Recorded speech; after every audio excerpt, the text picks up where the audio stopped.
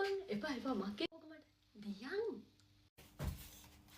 ආයිබෝන් ළමයි අන්න වෙලා ආයිබෝන් ටීචර් හරි පොත් ගෙනාවනේ ඔක්කොම ඉතිහාසෙ පොත් පෙරලා ගන්න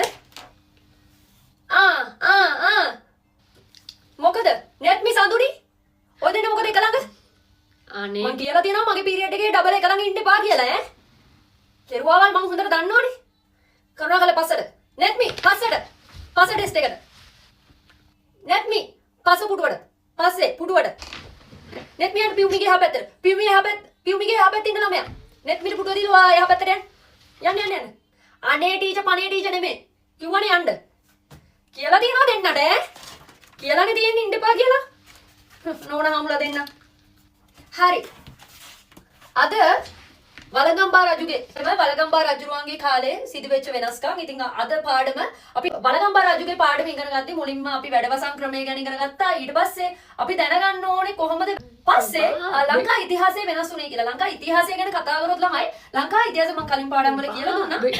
එතකොට මම ඔයාලට පැවරුම් කෙරෙව්වනේ. ඊට පස්සේ